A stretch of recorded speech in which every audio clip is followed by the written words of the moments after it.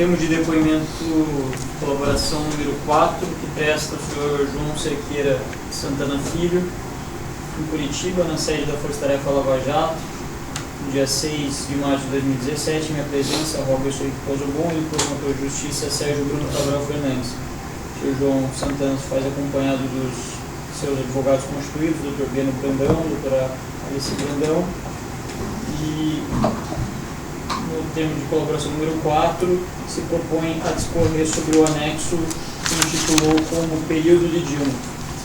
Sr. João Santana, o senhor celebrou um acordo de colaboração, motivo pelo qual indago se o senhor renuncia ao seu direito de silêncio e se compromete a dizer a verdade nos termos da lei. Sim. Feito essas ressalvas, assim como as demais constantes no termo desse depoimento, eu peço ao senhor que explique a que se refere no tocante ao período de Dilma, o anexo número 4 que o senhor apresentou ao Ministério Público. Tá.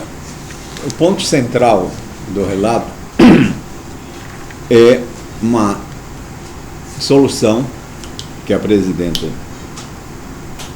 encontrou e me anunciou isso em maio, junho de 2014, num almoço que eu tive eu e ela no Palácio da Alvorada, que eu lhe falei, nós almoçávamos com certa regularidade, eu jantávamos, juntamente eu e ela.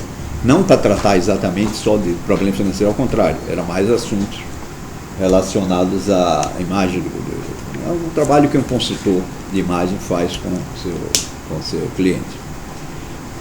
Ela já sabendo da nossa angústia em relação à dívida que permanecia da eleição da campanha de 2010 e preocupada, sinceramente preocupada com o andamento do trabalho e eu acho que também com o equilíbrio financeiro e o bem-estar da minha empresa e de mim também, ela me disse que não se preocupasse em relação ao que aconteceu em 2014, porque ela não ia deixar se repetir os mesmos erros, que ela iria tirar a administração desses pagamentos, dessa forma de contato do Vacari, que aliás era uma pessoa, que eu não sei os motivos, mas a presidente Dilma não tinha uma relação amistosa, de confiança, não sei, eu também não conhecia muito o Vacari, tinha pouquíssimo contato com o Vacari, e ter contato com o Vacari depois, já aqui em Curitiba, e queria colocar uma pessoa de sua extrema confiança, que depois se revelou que era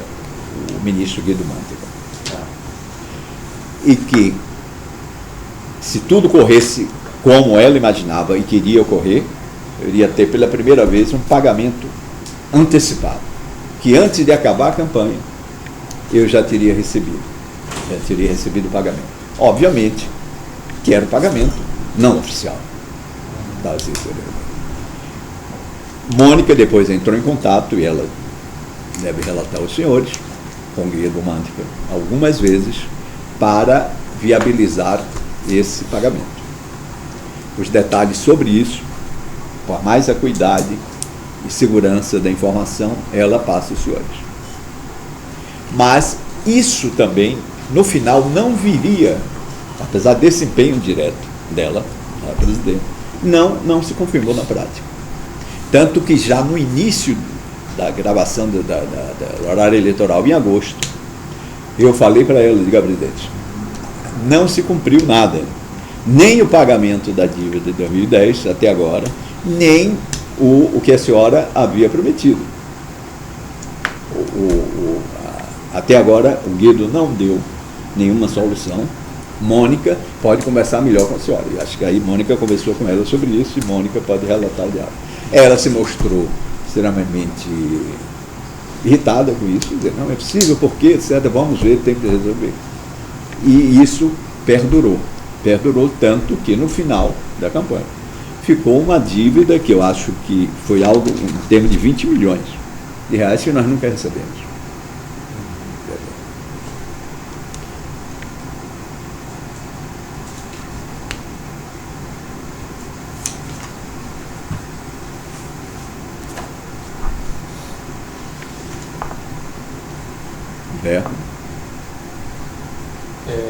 Mas, então, depois que a Mônica deu, a presidente Dilma deu essa solução de substituir o Vacari pelo Guido Mantega, nada foi pago?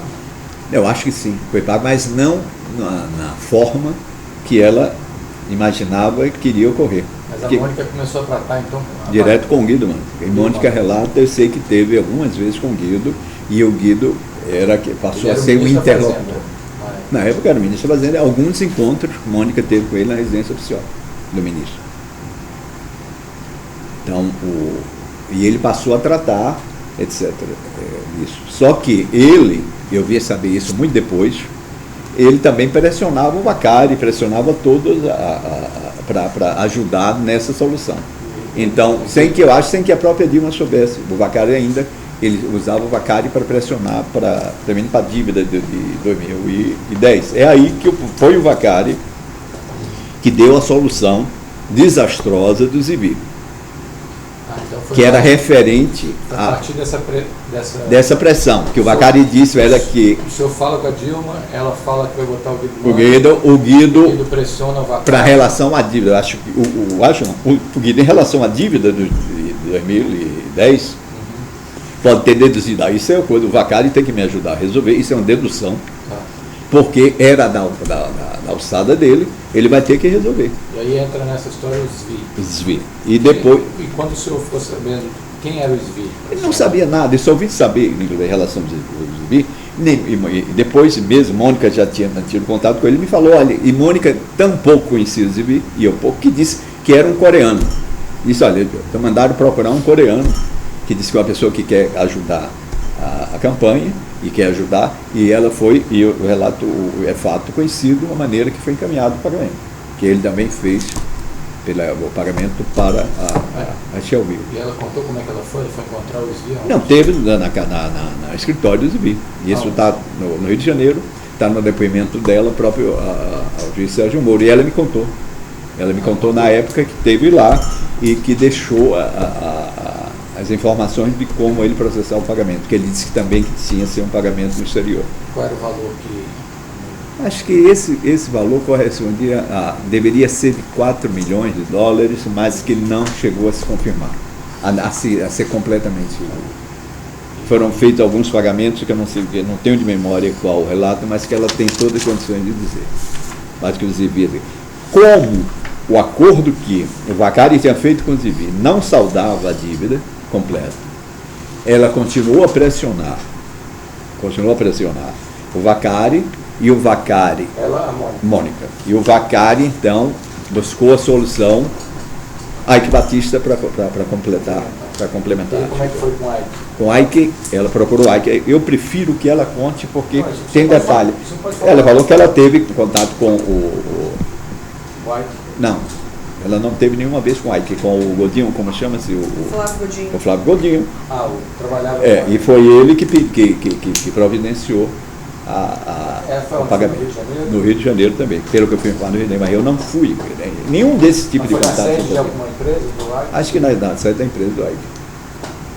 E aí a alternativa foi o quê? Depósito também no exterior? Depósito na Shelby. Só exibir o Ike e Odebrecht sempre, os pagamentos sempre foram na Shelby. Só que alguns pagamentos da Odebrecht não se referiam ao Brasil. Na Shelby houve pagamentos, que eu não sei dizer quanto. Agora, o senhor falou que... De Angola, só para concluir, de Angola e do Panamá, feito na Conta. E não sei se Venezuela, porque a Odebrecht ajudou também o Chaves.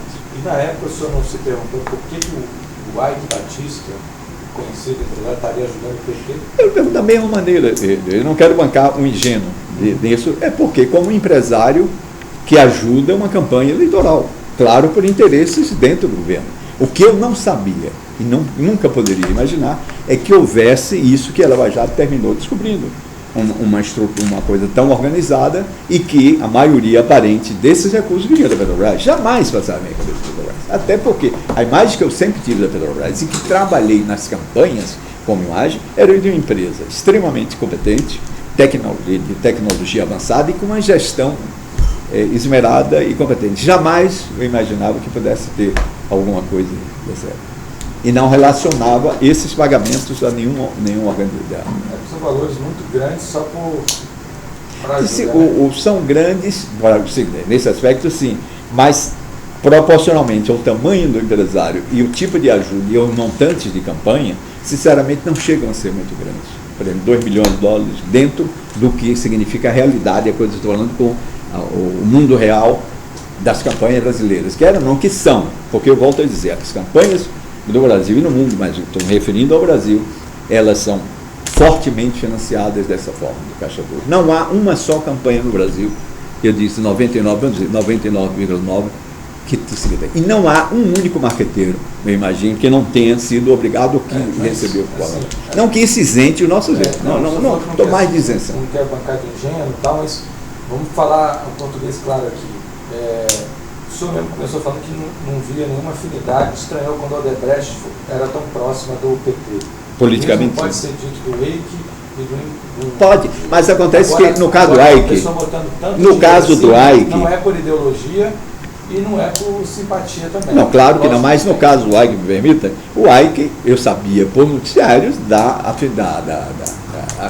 afinidade que ele tinha com o presidente Lula. Eu sabia dos interesses que ele tinha. Eu quero dizer que nunca, jamais, em minha cabeça, imaginava que tivesse relação com a Petrobras, que tivesse relação com que empresa, com que negócio foi. Nunca foi. Quais interesses que ele tinha?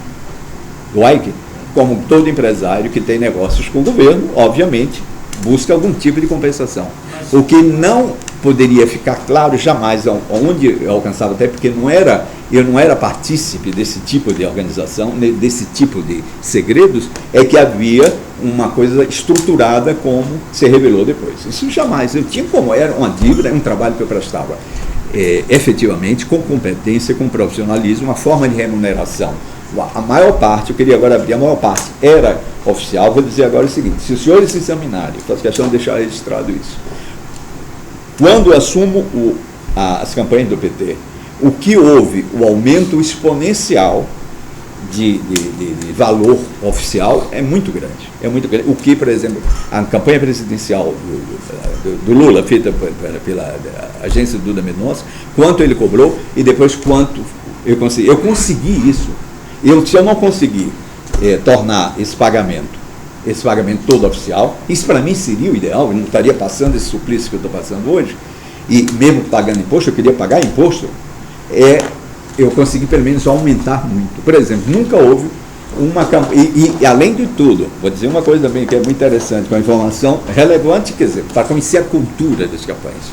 A campanha nunca houve eleição presidencial do Brasil, como o preço da campanha da presidente Dilma, de 70 milhões, que foi o preço oficial, de 70 milhões de reais. Nunca. Mas o oponente... O custo foi quanto? O custo... Acho que mais 30%, mais ou menos, essa é a média. Mas Mônica, repito, fica fazendo uma ladainha, mas Mônica tem tudo isso que pode dizer exatamente quanto foi. Que é muito tempo, é uma série de operações simultâneas. Mas voltando, de 70 milhões, a nossa campanha nunca tinha tido. E o que acontece? O oponente direto, ele também é obrigado, quando se declara um preço, ele não pode se afastar tanto desse preço para não ter disparidades e desconfianças.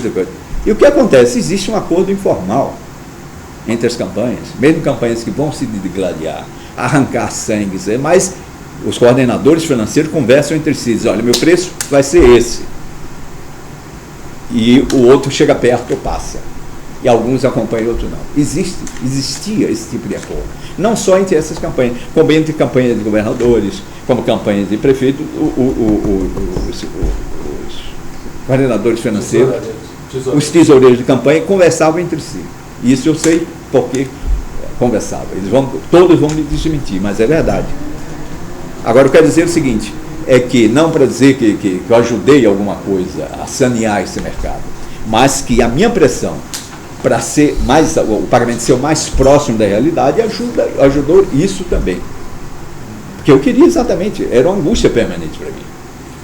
Bem, mas o senhor, já que o senhor tocou nesse assunto, só te convido também que, se os marqueteiros não admitissem receber dinheiro Caixa 2 no exterior de empresários, etc., nós teríamos campanhas mais limpas, honestas, democráticas. Sem dúvida, então, sem dúvida alguma. E aí é que está. A democracia, a financiamento de campanha Caixa 2 torna a competição desigual, principalmente quando é reeleição e o candidato já está no poder. O senhor falou duas coisas, eu vou começar pelo. Torna desigual, mas essa que chama de violar a democracia, todos violam, todos, pequenos e grandes, cada um à sua maneira, e se associam para violar, entendeu? Então é uma prática generalizada o Caixa 2. O ponto aqui não é fazer discurso moralista, é só questão de colocar que o senhor tem uma responsabilidade nisso. Isso que é importante ficar aqui, porque o senhor é colaborador. Tenho. Se o senhor eu tenho. Não tem isso em mente. Não, eu tenho, e um dos motivos. Porque é bem claro que o senhor tem que ter essa consciência que o senhor praticou uma ilicitude e faz parte de uma engrenagem muito nociva. Sem dúvida alguma. Sem dúvida alguma, e me arrependo profundamente. Inclusive pelo sofrimento pessoal, o sofrimento político, moral, familiar e empresarial que eu estou sofrendo. Isso sem dúvida. Eu não me isento disso. O senhor tem toda a razão nesse aspecto. Se permite, o que o João estava querendo explicar para o doutor, essa questão dos partidos se associarem, que isso é importante, isso que ele começou a explicar. Isso eu acho que é daquele assunto que depois a gente faz no final, ele estava nos explicando hoje, e isso é absolutamente relevante. Tá, vamos tratar disso depois para dar sequência aqui, depois a gente volta nisso, tá? O próximo ponto aqui, dentro ainda desse anexo, o senhor falou do não cumprimento não funcionou 100% a entrada do Guido Mantega, não resolveu o problema. E o senhor tem um outro tópico aqui dentro desse anexo ainda, que é o alerta sobre o Marcelo. Certo. O que o senhor pode falar para a gente sobre isso? Isso é mais ou menos quando é que começa exatamente, se o senhor me permite, se o senhor sabe, a investigação da Lava Jato? 17 de março de 2014. 2014. Isso em outubro, novembro de 2014. As investigações avançam. A presidente Dilma, num almoço também comigo, ou um jantar, lá no Palácio do Alvorada, ela me diz que há rumores de que Marcelo Odebrecht estava começando a mandar recados indiretos de que os pagamentos, havia feito pagamentos irregulares para a campanha dela, esses recados eram por meio de intermediários, por meio da imprensa? Não, ela não me disse exatamente a forma, mas eu imagino que era de várias maneiras, que ele poderia ter chegado. Alguns momentos eu acho que ele falou com Guido Mantega, alguns momentos ele falava para políticos. Ele falava querendo que ela tomasse claramente que ela tomasse uma forma de atitude contra a Lava Jato, porque ia chegar nela. Era essa a conversa. Vamos falar o que é. E não interferisse, ia chegar, ela ia chegar em cima dela. Ia chegar principalmente por causa dos pagamentos que ele havia feito na Shelby. Era essa o que ele dizia. E ela, o que era nessa conversa primeira e outras que teve comigo sobre isso, me perguntava duas coisas. Você tem certeza que é segura a forma que ele lhe pagava? É fácil de ele chegar disso ser descoberto? Eu dizia geralmente que não. Eu dizia, olha, são contas que não são do meu nome, são contas e depois ele também, e ela dizia, e ele também.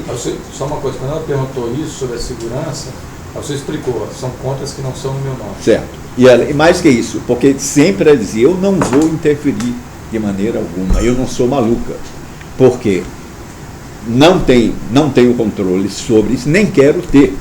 Agora, ela também queria ter uma certa segurança, como é normal, qualquer político, qualquer pessoa, se era muito indescoberto. E o que eu disse para ela é que as contas não eram meu nome, era em coisa. E ela própria lembrou de que havia pagamentos de outras campanhas do exterior que o Odebrecht tinha feito, como Angola, como Panamá, como El Salvador, como Venezuela, que ela sabia que ela sabia.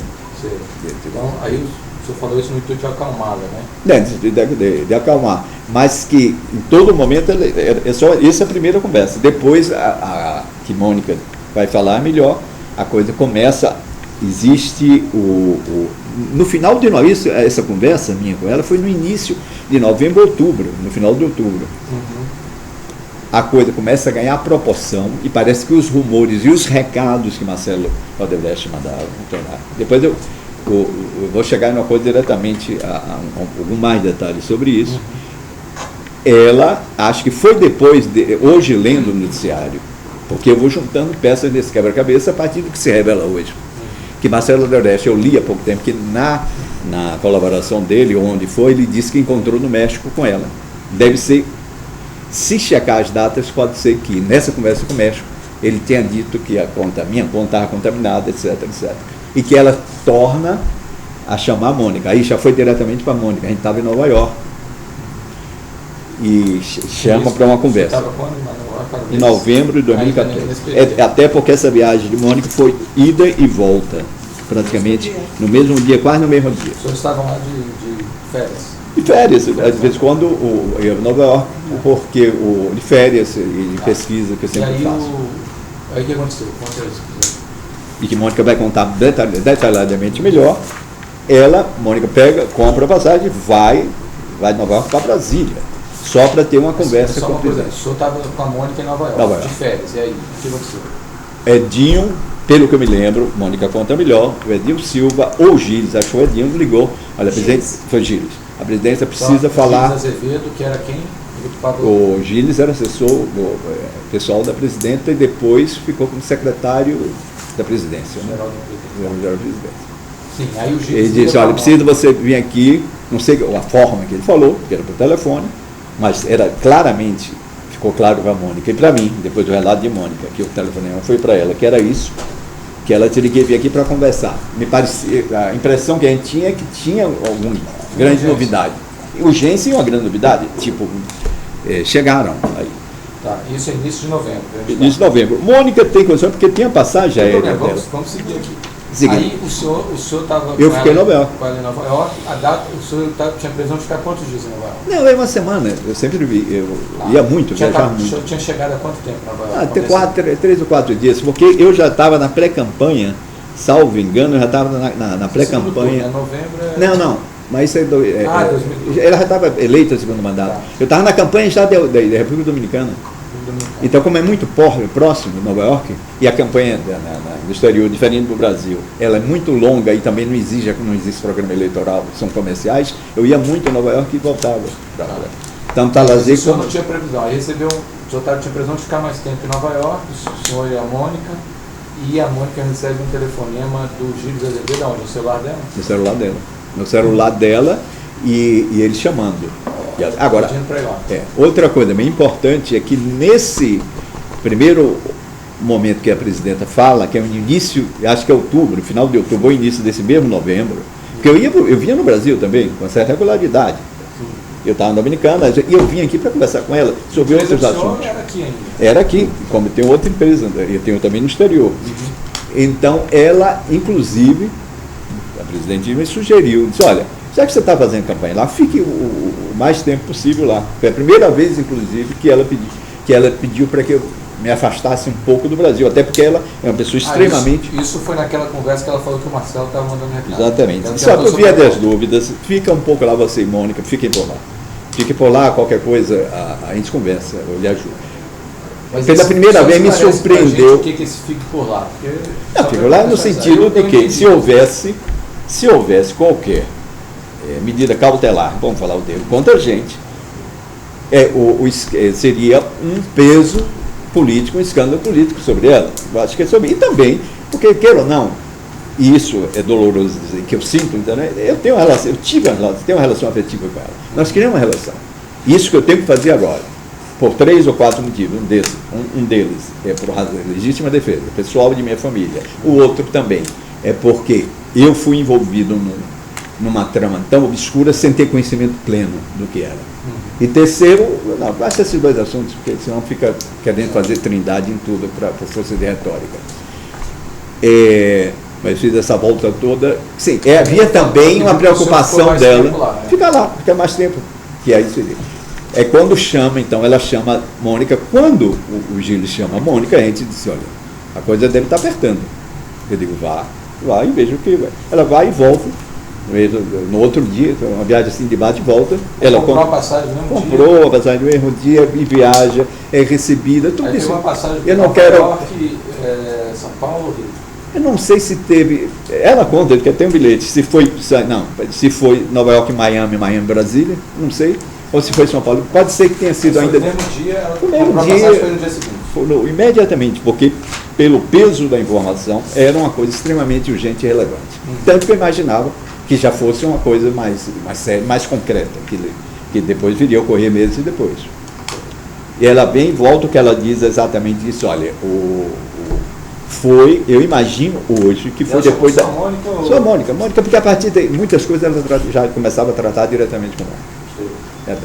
Pois não, prosseguir aí depois que a Mônica veio e voltou no dia seguinte. Voltou no dia seguinte, o que ele falou exatamente, olha, foi o mesmo tipo de perguntas, não houve nada de mais concreto, nem disse, olha, vocês estão.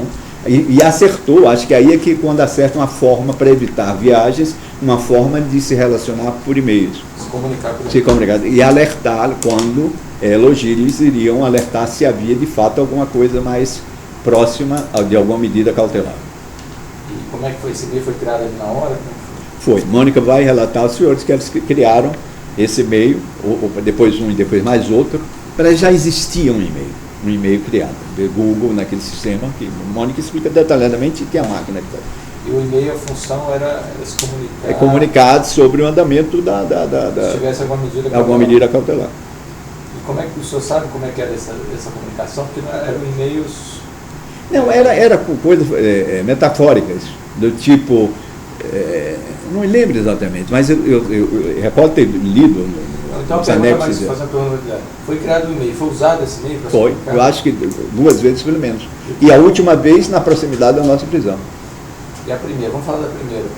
A primeira vez eu não sei, sinceramente, eu não me recordo. Mônica pode. Mas tirando a metáfora, o que significava? Qual era a mensagem? Eu estou inseguro de memória de dizer se houve uma primeira mensagem ou se já foi a outra. A outra eu me recordo plenamente, que era dizendo, avise, aquele nosso amigo, é como se fosse uma questão de saúde grave. Aquele nosso amigo termina qualquer coisa assim. E o pior é que eu soube que a mulher dele também está muito doente. Era exatamente isso, a mensagem mais ou menos. Esse texto estava, o que significava é que já havia, eu deduzi que já havia uma ordem, já havia alguma medida cautelar, que eu não sabia a dimensão, tomada não só contra mim, como com relação a Mônica. Foi quando ficou certo que Mônica também era alvo. Quando ele disse que esse e-mail disse que o pior é que a mulher dele também está terminal, ou também está muito doente, era óbvio que eram os dois que estavam. Isso foi questão de 48 horas até a prisão, até sair o decreto de prisão. O senhor estava lá ainda? Eu estava na isso foi na República Dominicana. E quando se confirmou, nós viemos imediatamente no outro dia. Que nunca veio uma alerta, seja de quem for, ninguém do governo, dizendo, olha, saiu o decreto. Nós soubemos pela notícia. E eu soube na madrugada da que estava acontecendo a operação lá em casa. Porque eu vi pelas câmeras. Doutor, o senhor me permite fazer uma correção, porque eu induzi o colaborador em erro. Quem ligou foi o Edinho Silva. Quem buscou foi o Gilles Azevedo. Exatamente. Então eu estava correto. Vamos retificar. Quem ligou para a Mônica quando o senhor ia lá na Nova York foi o Edinho, que era o ministro da Comunicação. E foi o tesoureiro da campanha. Era ministro de Comunicação. E foi tesoureiro da campanha. Tá. E aí o Gilles é que foi. Quando a Mônica chegou no aeroporto, ele foi pegado. Foi pegado no aeroporto. E que levou no palácio, ele se reuniu com o presidente e depois voltou. A Mônica voltou no mesmo dia. Foi uma viagem assim de. Ah, entendi. Aí ele levou ela para o aeroporto e ela voltou. Ela voltou. Ela voltou no mesmo dia. Chegou, acho, de manhã, que esse voo chegou no meio de manhã, teve um encontro no dia e voltou à noite. E chegou em Nova York no outro dia de manhã. Salvo engano, é questão de horas de diferença. Mas o percurso é esse. Então, essa mensagem foi aquele alerta que, quando ela quando ela falou para sugerir que o senhor ficasse mais no tempo exterior, qualquer coisa eu aviso. Avisar, bem, foi o segmento se se concretizou dessa maneira. Então foi o Gilles que pegou só no aeroporto. E lá a Mônica falou alguma coisa, quem participou mais dessa conversa foi não, o acho que só ela e o Gilles. E eu acho que não sei se o Gilles ficou para a conversa, porque normalmente o Gilles não ficava para. Primeiro nas conversas minhas que eu tinha, com ela e o Gilles não ficava ninguém, era eu tinha sempre conversa com ele. Até porque envolvia muita coisa de estratégia. Não era que era negócio, eu nunca tratava de negócio com ela. Raramente, salvo uma outra circunstância já revelada aqui, em relação à campanha.